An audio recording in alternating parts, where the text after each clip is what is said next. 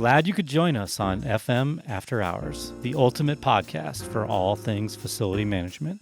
We're here to take you on a journey into the ever-changing world of FM. Don't forget to check out our gracious sponsor, Remediate, your trusted partner in fire and life safety compliance, and Granger, for the ones who get it done. And with that, let's dive in. Welcome back to FM After Hours. My name's Mickey Eberts, and I'm joined by my co-hosts, Danielle Young and Kirk Kaiser. I'll start off by thanking our sponsors, Remediate and Granger. And today we're going to talk about staffing in healthcare. Kirk? Yeah, so with that, we have some alcohol because we've said we were going to do it all along, and this is probably the topic where they can drive you to drink sometimes, right? Exactly. So we got a little whistle pig today. That's right. Yeah, so if you're at home watching, pour a drink. Exactly. Unless you're watching it in the morning. That's right. Go ahead, pass it on around to him. Yeah, so staffing. It's That's me. There you go. Thanks. Yeah. Yeah. Like it? Mm-hmm. Yeah. Mm-hmm. You're a whiskey girl? I'm a whiskey girl through and through. All day, baby. There you go. What's your favorite go-to? What is the name of it? It's not Jameson, but it's the one that's a level up from Jameson. Tullamore Dew. Ah, okay. Okay. Yeah. Nice. What about you, Mickey? You know, there's not much I won't drink. Amen. Right? Honestly, that's a valid Is it point. wet? Yeah. I mean, I like scotch, whiskey, gin, doesn't matter. Vodka, tequila. Yeah. Very So good. let's cheers to staffing, and we're Cheers to gonna. There you staffing. go. Cheers. Yeah. Ooh, that's nice. Yeah, smooth. Let's get into it. All right. All right. So, yeah, you want to kick us off? Yeah. Okay. So, man, staffing for healthcare. And, I think we can talk about it from a few different points of view from Right. as a contractor, someone providing labor, and then maybe, if you can obviously take the lead on, from the facility standpoint and that definitely. And I mean, and I know you've had experience on both sides of the equation, but especially on, which is a nice bridge where you can relate to both. So, Right. yeah. Yeah, one of the things I get really excited about, just in general, when we talk about facilities management, in healthcare specifically, there's not a lot of people that realize that it's a career path. And when you get into it, it's a fantastic career path, right? So if you have basic maintenance skills, so you can use a hammer, a drill, a screwdriver, you can get in the door as a general maintenance mechanic at any hospital in the country, and you're starting out at anywhere from $14 an hour to $20 an hour depending on your skill set. And that, you don't have to have education for that, right? You don't have to go to college. It's something you can get into. And in addition to that, you're working in a very comfortable environment, right? It's climate control, right? So every now and then you have to do something in a sub basement, but very, very rarely are you outside unless you're on snow patrol or something like that. But depending on where you live, there's not a lot of that, right? So you get in, you can start at the bottom level. You're still making decent money. You're in a good environment. And then you have tracks you can go through. You can go to the trades, so HVAC, plumbing, electrical. A lot of times the hospital will help or pay for all of your schooling because they need those trades, right? And they're very difficult to find. And for typically when someone goes and becomes a plumber, they look to go join a union and work through, that vector, if you will, right? So hospitals aren't going to hire union plumbers unless their shop's a union, right? So it just you can go to school, and within a very short period of time, you're making $28 an hour. You're making $32 an hour, right? And you can stay there for your entire career if that's what you want to do. So it's very stable. Yeah. When you pick a track, like let's say you go in there and you want to get into plumbing or something, are you pretty well pegged on that track, or can you learn plumbing and do that for a couple of years and switch up, or how does that tend to flow?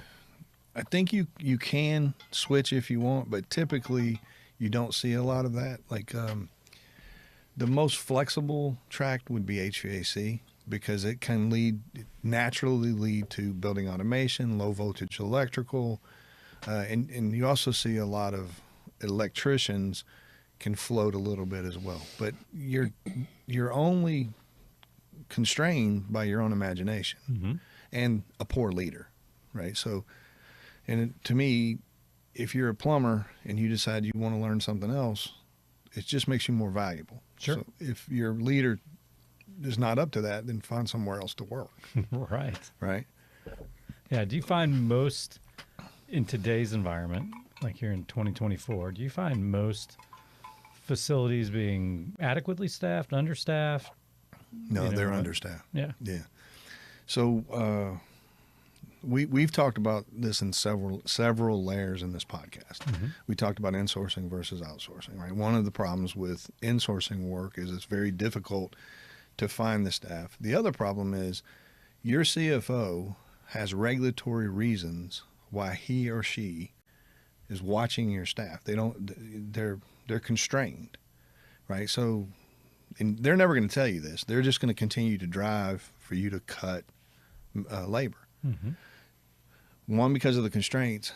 Two, because it's the quickest route to drop the cost inside the organization. You can come up, if you're a financial leader, how many times have you sat down with the operator and they'll tell you, well, we're going to manage the cost, and they don't manage the cost, right? But if you force the staff reduction, it's managed. Yeah. And at I least think, short term. Yeah. And definitely facilities are seen as a cost center, not a revenue center, right? So 100%. That's a great point. Yeah. Right. You don't typically have the flexibility that a nurse does or a doctor to come in and say, well, we're going to generate more revenue by doing these procedures. We haven't done these before. We're inefficient at it. So if we add staffing, we can become more efficient. You're typically looked at as a cost center, and they want that cost to be as low as possible. Yeah. So just to give you a couple of ideas, and there's a wide range, but what I always drove to is 1 FTE per 30,000 square feet. Now, our viewers, they're going to do their own math, and they're going to go, I don't even have close to that. I've got 1 FTE per 80,000 square feet, or 1 FTE per 100,000 square feet. Now, we're talking about healthcare space. Yep. So when you get into office buildings, then my number would go to about 1 FTE per 70,000 square feet. And I would drive my operation that way. Rarely was I successful, though. Again, because you're fighting your CFO, you're fighting the dynamics of what happens in a hospital. Yeah. Does when the CFO goes and looks at that, do they have that metric in mind, or is that where just from your experience? So that's a fantastic question. They don't, in general, they don't have that metric in mind. What they do is they will bring in different groups that show them benchmarks. The problem is the benchmarks they get, because the consultants they choose are healthcare specific, are per patient days, like that, right? And so that has little to nothing to do with the cost of maintaining a building, right? Your square foot doesn't diminish unless you mothball a space, and you're not going to do that, right? Yeah. It takes too much to do it. So you still have to maintain the space regardless of whether there's a patient in there or not, right? If it's a piece of equipment, it's got to be PM'd, it's got to be PM'd. Right. So they're not thinking along the lines of so where I get my numbers comes from ASHI and IFMA, different associations inside facilities management. And by the way, mine might be a little dated because it's been a while since I've been inside a facility. But the CFO is looking at completely different metrics. It's your job as a facility leader to expose your CFO and potentially whomever you report to these metrics and explain why they're important. So can you do like ASHI or IFMA publish anything like that? Yes, they do. They do. So you can go there and get the information. You can. Nice. And they come out and every 3 to 4 years, they'll do some sort of published study that updates it, and it goes into everything. I mean, it'll get into how many coordinators you might have, How many plumbers, how many electricians, how many general maintenance mechanics. You have to make sure you're looking at the data right, because some of them include square footage, will include roof spaces. You may have to back those out. And there's a word for that, and it's escaping me right now, but normalize. That's it. You need to normalize your numbers to your operation. Sure. So an example, they may have this many FTEs per square feet, but their numbers include maintaining beds. And in your hospital, you don't maintain the beds as a facility department, the medical equipment department does, or vice versa. Yep. So you got to compensate for that. And it's the sooner you expose your administration to these numbers, the better. One, it gives you credibility, right? Because you didn't make it up. A professional organization created it. And also, they're looking. So how they get this information is they do data requests to facility people around the country. And so I got them many times. So you'd lay out how many buildings you manage, the type of space, what your staffing ratios were, and then you submit.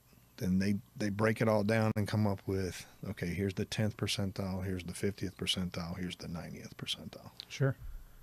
So. Yeah. And then what about like when you go for budgeting and stuff, right? So when you're going to ask for more people, you can bring things like these statistics. What else can you do to try to bolster your, hey, we need a couple more people in there? Well, let me start with protect the people you have. Okay. That's very important. So I would, as I got a little bit higher up in management, right? So when I became a manager and I had supervisors that report to me, or a director and had managers that report to me, on a monthly basis, we'd go through the budget. And if they had a position that was open and posted or not posted, and they're talking about needing this position, so I'm asking questions. You haven't had this in 3 months, and you're still, if you're still getting your work done, you're going to lose the position. Right. So get it posted. Get it hired, use the resources you were given in your original budget.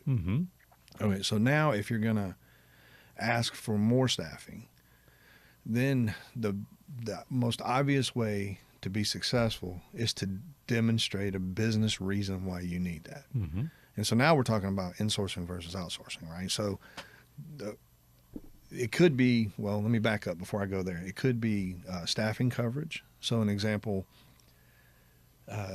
maybe you don't staff second shift, maybe you don't staff third shift. There's quantifiable reasons that you should. You've got nurses that are getting upset, nurse leadership's getting upset. Oftentimes facilities in those second and third shifts and weekend shifts, they play a security role, right? So it's not necessarily, they're not usually walking around in a security uniform, but it's an individual that can respond to an incident, right? And it makes people feel safe, right? So there's different reasons why you go down the road. So one, are you solving a problem that the organization has? And then two, go into the business piece of it, which is you're paying $200,000 a year for movers, and you can do it for $100,000. And that you need 2 staff, you need a bunch of hand trucks. Art would be so happy you just said that. He would, actually. And hey, listen, actually, Art couldn't make it today. He's on a family vacation. He would be very happy that I said that. Now, he would take it way too far and go down the road, but we've already had that discussion. He would be very happy. I love that you saved it until he wasn't here. Oh, yeah, totally. We'll give him the call. He'll watch it and be happy now. Yeah. I always knew. Yeah. So that's another way to get additional staff. And, I won't rehash the whole insource outsource equation, but things like moving, data drops, landscaping, those are things that you can do that are much less risk. Now, if you live in Wisconsin, I'd be very careful before I outsource snow removal, right? Yep. You might have a good year, and then you might have a bad year. If you decide to outsource it, have contingency plans. Yeah. Right? As someone that was in snow removal the first part of my career, I worked for a company and did magnesium chloride. And It's interesting. Like when the snow really starts flying and people need people, you can't find them. No, yeah. Like you Right. are. Dime a dozen. Yeah, you are in trouble. I'll if tell you're you looking for them in a snowstorm. Yeah, I'll tell you a funny story. So, I was working at a hospital system in Wichita. I started in April, I think, of 2007. So we're still, it's outside of when you would think you'd have a lot of snow, but we had, I'll get the days wrong. On a Monday, we had 12 inches of snow. Okay. On the next Wednesday, like the following Wednesday, we had 18 inches of snow, which was crazy. So my guys were under a lot of stress because we had set up rotations and we were using companies and we had to augment with internal staff because it was so bad. So I decide, I'm going to help. I'm going to go out there and I'm going to help. So I get suited up and I go out there and all the, they're all laughing at me. They're like, what are you doing out here? Because I always wore a suit and tie, right? Mm-hmm. So I've got overalls over my tie and all this. And 2 minutes into it, I go to climb up in a truck, fall out of the truck, land in the snow, laying there. Everybody's laughing. I do a snow angel, jump back up, and then they're like, you stay out of the truck. You just use a shovel. Yeah. Yeah, it was funny. Oh, man. Oh my gosh. I'd pay money to see you do a snow angel. I do it with my kids today if it snowed. I was just trying to play it off. Yeah. You're like super embarrassed. Yeah, I was. Yeah, it was funny. So, but going back to your question, so you're in your budget cycle. One, protect what you have. Two, find business reasons to increase staff. And here's another thing that's hard. Raises are hard to come by in hospitals. And usually they're lower than the cost of living increases, right? So it's hard to keep people, right? Especially if you have an electrician that's licensed, or you have a plumber that's licensed, or an HVAC person that's licensed. Because the sort of the selling point is, wait, hold on. If you go do that, yeah, you're going to make $5 more an hour, but you're going to be in a truck and you're going to be outside and you're going to be doing service calls. And some people get that and some people don't. So one of the things that you have to take it upon yourself as a facility leader is you have to understand human resources, and you have to understand recruiting and retention, and you have to do your own work. So your hospitals will do, you were in HR, Danielle, what's it called? It's the study where they figure out the pay scales, what the appropriate pay scales are supposed to be. There's a term for it. It's been a minute. Yeah, I'm so sorry. So essentially a market study. That's what it's called. Study. Market study. They'll go It's a out market and, study. There you go. And they'll say, okay, a plumber should make X. And they'll give you a low, a high, and a median, right? Mm-hmm.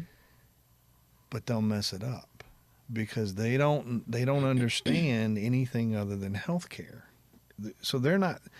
Your HR is usually not doing the work. They're paying somebody to do the work, right? They're paying a firm. The firm they pay specializes in healthcare, but healthcare to them means nursing, means doctors, means radiation technicians. CNAs and, exactly. Yep. So then they get this group. They've got housekeeping and they've got facilities and they've got, medical equipment technicians, and they're like, we got to do something with these guys, right? And so they forget that working in healthcare is more complicated than working in an office building. So they'll come back with salaries for a general maintenance tech at $10 to $13 an hour. So you've got to be able to articulate, hold on, this isn't right. Again, you can go back to ASHI, you can go back to IFMA, and you have to be diligent with that. When they're doing their market study, you're doing your market study, or you've done your market study and you're giving them the information before it goes forward. Yeah. Yeah. So how do you, when you go give that to them and you're trying to, take a further step back. If you go find an electrician, right, and it's someone that's got potential, and you're going to go, hey, you go in and we're going to pay you to get trained up and pay you to go get that. At the point that they're trained up and now they're an electrician, then it's not just healthcare, right? It's the entire electrical market. I mean, they can go work for an electrical contractor. They can go start their own start their business. own whatever. Yeah. So typically if you're smart, and I wasn't always, so I did this wrong several times, but the right way to do it is to reach an agreement up front to say, look, we're going to put you through this program. You're going to agree to work for us for X length of time, right, under certain conditions, right? So we're going to pay you market rate, but you're going to stay with us for 2 years, 3 years, whatever that is. Yeah. So to try to keep them on, right? Yeah. Yeah. Yeah. So in the event you have gaps in your people, right, and you have a special project that came up, you have, the Joint Commission came through, and now you got to go fix a bunch of stuff or whatever the case may be, right? So when we start looking at, okay, we need to start looking at bringing in outside labor. So, I mean, we'll just put it in 2 camps. There's, maybe 3 camps. There's skilled labor. There's qualified labor, people that can come in and work in a hospital, right? And know the rules and procedures for working in a hospital, right? And then there's just completely unskilled, let's just say, temp labor, right? So, like, when you go after is that it? Do you think those are the 3 buckets, or am I missing something? Or no, that's pretty much it. But let's talk about the significance of the differentiation between those buckets. So there's almost skilled and then super skilled, right? So another story, which this was one of the worst things that ever happened in my healthcare career. I won't talk about where, but I was at a hospital system, and we may have already talked about this, but we had transformers that were 12,480 volts inside our energy center. You don't want that, right? You want that outside, right? We put it in capital for a couple of years to get them moved. The project got approved.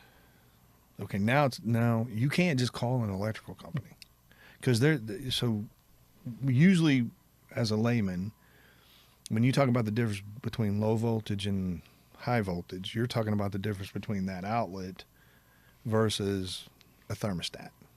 Okay, that's not what we're talking about. There's high voltage and then there's high voltage. So we did a bunch of research. We found a company that had all the certifications and the licenses and demonstrated that they had done projects like this in the past. We hired them.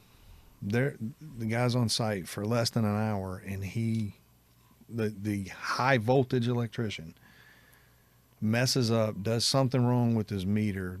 The electricity goes through him, blows his meter up, and so he's electrocuted.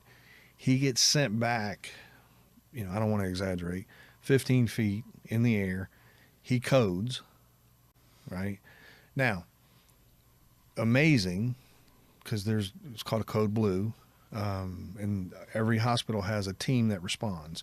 So they respond, they revive this guy, right? But he's all messed up. He's burnt, right? He obviously goes in ICU. He lives, right? When this happens, so our emergency power is down and our normal power is down. So we got people upstairs, they call it bagging, squeezing the oxygen into patients that have to have it. So we're running around. We get the emergency generators online relatively quickly, and we had 3 generators. All 3 of them would carry the load of the hospital. And so you're scared to death. I mean, that's a good situation to be in, because if one goes down, you have 2. If 2 goes down, you're okay, right? You can get them fixed. But we set up rounds and all these things to make sure we had enough fuel, and they kept running. We couldn't find another company to come in to fix it.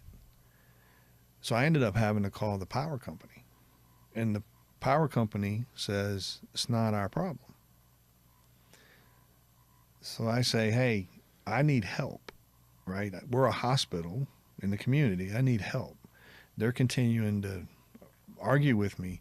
I finally get upset and say, okay, no problem. I'm going to get off the phone. I'm going to call the news. I'm just going to call the news stations and let them know who I am, what I got going on, and that I've called you for help. Hour later, they're out there, right? So now, how many things are that serious? Actually, more than you think. If you're having somebody work on your fire pump, if you're having somebody work on your emergency generator, if you're having somebody work on your medical gas system, you better damn well know for sure and have done the research that they know what they're doing. Mm-hmm. And by the way, you better have a backup plan. Yeah. So if you're going to do a shutdown and you're bringing in a specialty company, have a plan for if something goes wrong. You know, do they have the resources? Because that was a mistake I made. I didn't ask them, how many people do you have that can do this? Right? Sounds stupid, and I felt stupid. But it was very scary. So it's one thing to have an electrical company come in to PM your panels, right? It's another thing to have them work on really high voltage gear. So as a facility leader, the hard thing is you don't know everything. And so you've got to be very careful when first of all, you got to continuously learn. Second of all, you got to have contacts, which now you're talking about building relationships with engineers and your vendors and learn about each of their specialties. You need to develop your staff, because when I'm telling you the story about the power going out, the guy who saved the day that got the generators back online was my lead electrician. I couldn't do it. Mm-hmm. Matter of fact, this guy's name's Dale, and I said to him, "What do you want me to do?" And he said, "Go stand at that door and don't let anybody come in here." Yeah. Right. So that's what you do. Mm-hmm. So you really need to pay attention when you're repairing critical equipment, right? And now go into sort of your mid skill set stuff. That would be anything that's connected to life safety, or this sounds dramatic, but could cause death in the event of a failure, or critical harm in the event of a failure. You want to be very careful with that. Now you're talking about, I need, and I don't want to diminish HVAC, but if you're changing a motor out on your HVAC unit that serves the administration building, you're less concerned, and you can be a little bit looser in terms of who you're having to do it. And then when you talk about unskilled, and I don't want to offend anybody. I worked on a landscaping crew when I was right out of high school. It takes skill to do it, right? But if they mess up, they're going to tear your grass up. They're going to kill a plant. They're going to miss something when they're cutting. They may run into throw a rock at a car, right? You want to vet them, but you're okay if they're bringing people in with shovels cleaning your sidewalks. Yeah. But I will say, like, one of my buddies had a staffing company. I spent an afternoon over at his place, and it was nonstop call after call after call about what the temp employees did. And I mean, he was so good at just deflecting it at the end of the day, right? Yeah. And but that's what you get, right? Because they don't understand, even like shoveling sidewalks, what is the requirement for a hospital? What does happen and what doesn't? I mean, it's just not the same level, right? And so I would say, like, the completely unskilled, you still have to actively be there, manage, and on the spot to watch it. Because, that's a great point. Because if they're shoveling, they may not get out of the way for someone walking on the sidewalk. Right. They may not help someone out that needs to be helped out. They may not do the things that set the level of standard that's required for healthcare. So you have to be there. I mean, sitting the situation, if nothing else, right? And I think that's where, like, that's sort of that next level up, which is finding people that are qualified to work within healthcare, right? And so, like, the second you step inside the building, it's like, do they have shots and immunizations that they need to have, right? Have they been background checked? Have they, been vetted out? Even if they're not going to be an employee of the hospital, all those same things still have to happen, right? They can't go into the hospital and be sick. They can't. You're not going to put them in a situation if they've got a sketchy background to be in a situation that's shouldn't be there, right? Like, especially if you're, even as a temp labor, if you're putting them on the, in an area where kids are or anything else, like Coming from my recruiting background and hearing you say that, and then also adding the extra layer that the hospital has to go through, it makes so much sense as to why you would want to vet and background check and ensure that the people that you're hiring listen to what they need to do. Right. It's like getting PTSD over here from coming from a staffing background. Right. Yeah, Oh, yeah. that's a good point. Yeah. And I think, you know, especially when it's like, a lot of times it's, here's the keys. Mm-hmm. If you need to go inspect something or do something, like, a lot of respects is like, do you know you're given the keys to? Like, for the Right. entire building, where you can go virtually anywhere. Maybe not in a few isolated areas, but if Right. you have a set of master keys, you can go Pretty much anywhere. pretty much anywhere. Yeah. Yeah. Usually it's only the pharmacy Yeah. that you can't get into, right? Yeah. The conversation, it brings up an interesting point. As a facility leader, the things that keep you up at night and worry you are not the things that you spend 90% of your time dealing with. So, I talked about, hit the microphone. I talked about if an HVAC unit in your administration building goes down, you're not as concerned as if it's in surgery. Right. Or even the ICU, right? Or med surge, right? But you'll hear more about a painting that needs to be hung or a chair that needs to be fixed, or there's a hole in the wall in the administration building, and because they're administration, you react, right? So a part of what I always did was I socialized the prioritization of work orders, right? So priority 1 through priority 5, and for us, priority 5 was always the highest. And I would socialize the response time. I would socialize the expected repair time for each of those different priorities, right? So I never had my technicians have this discussion with the customer, but if need be, I'd walk over to administration if they were raising hell, and I would say, remember, this is a priority 1 work order. Like, we'll fix the hole, but, take it easy. Like, it's snowing outside. I've got everybody on a rotation, so you have to be able to, and you can only do that if 1, you've socialized it, and 2, you've built credibility within your organization. If you don't have those things, then you're going to be looked at as just somebody who doesn't care, Yeah. right? And you are right. So I'm going to go back to the conversation, the point you guys made about supervising and the expectations set around everybody in the hospital. You're 100% right. And, I've made no mistake. I'm the CEO of Remediate, right? We've talked about that. When we get in trouble, it is almost 100%. It has to do with an individual. One of our technicians has a bad day, is not focused on what they're doing. Now, we've pretty much, knock on wood, right? We haven't had in a long time issues like where we create regulatory exposure, right? So we're working in the ICU without the appropriate gear or the appropriate, containment cart. We don't have that. But we do have we have had an employee that's on a ladder in a hallway, and they cut themselves and they'll say "damn," right, or they'll curse or whatever. Little things like that are get out of the way, right? We had a call one time where one of our technicians was getting on the elevator while a couple of nurses were wheeling a patient, trying to get the patient out of the elevator. It was on a bed.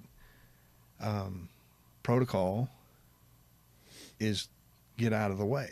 Let them go first, right? That's just, the technician didn't mean to do it. He, once it was pointed out, he felt very bad. But those little things in a hospital setting mean a lot. When you walk down a hallway, look up, make eye contact. Yep. Right. But it is all those little things. It is, when you enter an area, go find the head nurse, right? Right. It is like how you carry a ladder, right? You don't carry it where you're going to hit someone in the head, right? Like it is, It is, how do you Are you going to hit maintain a sprinkler head? Yeah, a sprinkler head, or Yeah. like clean environment. How are you? I mean, like there's so many things that in the hospital are unique to the hospital that someone coming from the outside of the hospital doesn't know. Right. They just don't know that. And I think that's a big difference maker in healthcare specifically, because those things make a big difference. That's what, for the facility director, I assume, like when you have vendors in there that know how to operate and know what they're doing, and, like it's a very different experience than, oh my gosh, he almost hit someone in the head with a ladder. He Right. Yeah. didn't get out of the way for a patient, didn't, they're just went in and went into a room to work because they had work to do. And Right. I mean, just the myriad of things that you run into. Right. Like that's just it's funny. My, my, stepson, he and his mom were talking the other day, and she's like, it's common sense, right? And he looked at her and he's like, Mom, if I don't know it, it can't be common sense, right? And there's a Amen. lot of the truth to that, right? It's like, you think it's Yeah. common sense, but it's not if, Right. you know what I mean? Yeah. They haven't been so- shown or told Yeah. at least once. Yeah. They're not going to. Yeah. No, and Pull from healthcare's that? a lot of that. I mean, a Yes. lot. Yes. So taking someone from outside, like you just take a general electrician, like we talked about earlier, and put them in that environment, and they've not worked in there, they can be the greatest tradesman, craftsman, but if they don't know how to operate in that environment, it's probably not going to go well, right? Like they don't understand dust containment. They don't understand if you're up and above the ceiling, what do you need to do? Do you need to go get a HEPA card? Do you need to, what do you need to do? Like they just don't understand, right? Like unless they've been, your point, taught it and trained it and reinforced it and stuff. And it's just, Yeah. it's a very different environment. Like taking a new construction guy and putting him in a hospital. Yeah. No. Woof. Yeah, exactly. They're going to need some grooming. Yeah.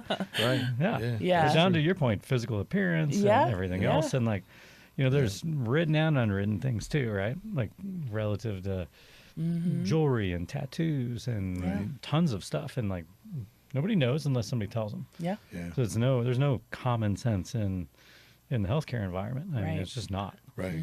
And it's interesting too because all hospitals aren't the same. You might have a religious based, it could be a Catholic hospital or any other denomination that really puts that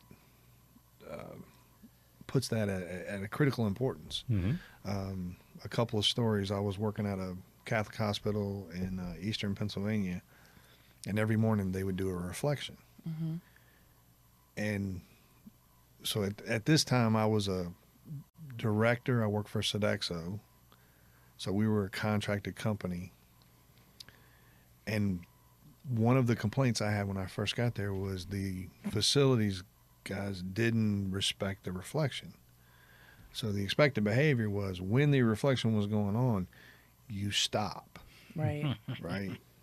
You don't keep doing what you're doing. It's like if you're in church and there's a prayer going on. Mm-hmm. Now I'd never seen that before, right? But okay, that's what we're doing. That's what we're doing, right? So you have to teach them, hey guys, this is how we behave, right? Another story around construction.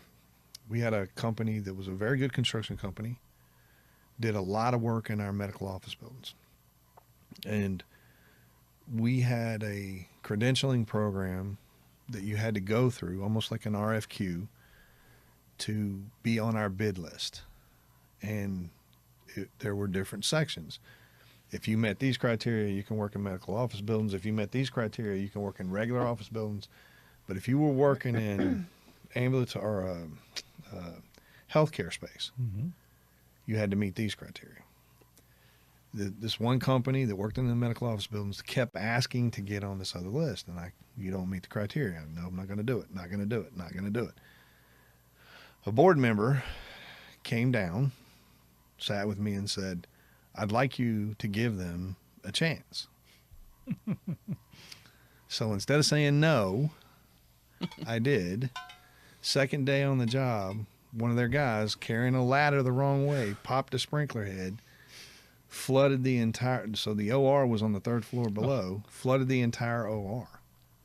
We had millions of dollars of damage. I had sprinkler water running down the elevator shafts. Did you just sit back and be like, told you so? It doesn't work that way. It doesn't work that way. See, I'm just a little too sassy to be a facility director, I think.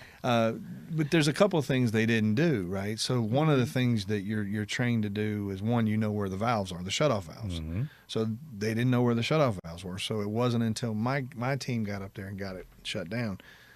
The other thing is there's a wedge tool that you carry with you. If a head pops, you shove the wedge tool in, right? It ain't going to stop all the water from coming out, but it slows it down. Slows it down. Right. So small things, right? Now, I didn't say I told you so, You gave him the look? but I did have a conversation with the board member to just say, Yeah. hey, listen, this is why we do what we do, you know, but we already had a contract with them, right? So you're going to work with them. Now, they had to pay for damages, right? And I'm Yeah. sure they had to go to their insurance company. So, yeah, those are good points. Yeah. I mean, I think back to getting started in healthcare myself, and, you know, pretty daunting the first time you go in an OR area and you're doing something while stuff is going on, right? Right. Like you're completely gowned up, you're in there and you're like, all right, like you've been told the common sense items, but you're like, I'm uncomfortable. It's a little, you're a little ginger in Yeah, there. a little nervous. Yeah. Right. Yeah. I'll tell you a really scary story. This was, I was a director and I was being surveyed by the Joint Commission. And the surveyor, so all Joint Commission surveyors carry this little square box and it's got a flap in it, and you put it down by the door and it'll measure, it'll show you which way the wind's blowing, right? Out of the room or in the room. We came up to a room that had gas in it. It had a big fire symbol on it, right? Flammable. And the Joint Commission surveyor wanted to check the pressurization. And so he didn't have his box. So I'm like, okay, you know, it's good. He just kind of looks at me. He doesn't want to walk all the way back. My technician pulls a lighter out of his pocket before, like, I couldn't believe it. Squats down and clicks the lighter. Oh my gosh. And so it was negative pressure. So it actually pulled it in. Yeah. And me and the surveyor, my mouth was just wide. I wanted to tackle him, right? So that was, well, I don't even remember how he cited it. I know he did me a huge favor, right? Because, I mean, it could have been terrible. Oh, yeah. Right. And we ended up giving the guy a final written warning. And the thing is, the guy had been there for like 20 years. He was a great technician. He was trying to help. He lost his head for a second. Yeah. And did something stupid. In the moment, he's like, I know how to help in this situation. Right. And you're, no. Right. Right. What are you doing? This is why when they show up for their accreditation audits, everybody goes home. Yeah. Yeah, exactly. That is true. You clear it. You say all contractors get out, right? Yeah. Oh, yeah. Yeah, that's a good point. Unfortunately, he was one of my staff. You have to claim him. I never let him go on another Joint Commission walkthrough again. Man. Yeah, it was scary. Yeah. So, but it worked out okay. It just underscores the importance, Yeah. right? And my recommendation, if you own a company that provides service to hospitals, spend as much time as you can getting understanding infection control and life safety requirements. Just understand that, right? You can't prop certain doors open. You can't put ladders in front of certain things. You know, understand what happens when a sprinkler head pops, and make sure that knowledge gets passed down to your most junior employee, right? And we do that. I mean, we spend a lot of time training. They go through all sorts of modules to make sure that you don't make those basic mistakes. a buddy of mine owns a construction company in Texas. He called me. They were He had a job replacing ceiling tiles. It was right outside of an ICU, right? The tech was gonna have to work on Saturday. He didn't want to work on Saturday, so he quit using the containment cart, and just to try to go faster. So he got caught, and guess what? They lost that hospital as a customer. Yeah. Right. Yeah, dust in the environment is, especially when you do spend a decent amount of time above the ceiling, it's not the cleanest space, right? No. Like it's not. There's a reason why those policies are in place. Right. And, and every hospital is a little bit different too. When do you have to have a containment cart? When do you not? Can you just remove a ceiling tile and inspect, or do you have to have a containment cart even to do that? Or is it just when you do work? And so, like you said before, like every hospital is a little bit different. It's the same way even within health systems. It's not like it's a system-wide requirement. I mean, you see different requirements as you go from hospital to hospital, Right. even within the same system. Yeah, you do. Yeah. And furthermore, like the interesting thing for me has always been like when you're in there, you don't really see contractors with a set of life safety plans. Yeah. They don't hand them out. So they Right. don't know what is this business occupancy, is it not? Is this a rated wall over here? Is it not? I mean, they don't. I mean, you can tell that's the OR area, right? But once you Right. get outside of there, you don't. It's not really crystal clear, right? I Yeah. mean, and it's hard to know. And so, if they don't have those set of plans to know what the area is rated for, what it's being used for, Right. like it just you imagine the layman coming in from outside. Like it's Right. different when you're a hospital employee. You probably got at least a little bit different level of knowledge about what is going on in that area, right? Right. But people don't. They don't carry a set of life safety plans around. Right. So you just don't know that, right? Yeah. You can have contractors that continuously work in hospitals, and they begin to become complacent. Mm-hmm. They don't make sure they have updated life safety plans, right? They're punching holes in walls during their construction process. There are firewalls. They don't pay attention to it. The biggest perpetrator are IT companies. Mm-hmm. They punch holes in your firewalls like it doesn't even matter. Yeah. Yeah. Right. And so you need to have a above the ceiling permit process. You need to have control of it. You need to have the right drawings. You need to have a vetting process for your contractors, whether it's construction related or maintenance related. Mhm. They need to be you should set minimum expectations that they demonstrate that they've trained their employees. Yeah. Right. I think we're bumping against the time, so maybe we should continue this for the next segment. Love it. And Yeah, then maybe that we can sounds good. start out with that. Like, what should you look for in as requirements for your contractors and stuff, and Yeah. what should you put in place? And yeah. Yeah. Good idea. Yeah. Thanks. Thank you for hanging out with us on FM After Hours. Make sure you follow us on all of our social media platforms for your regular dose of facility insights. As always, a big shout out to Remediate and Granger for their gracious sponsorships. Catch you next time on FM After Hours.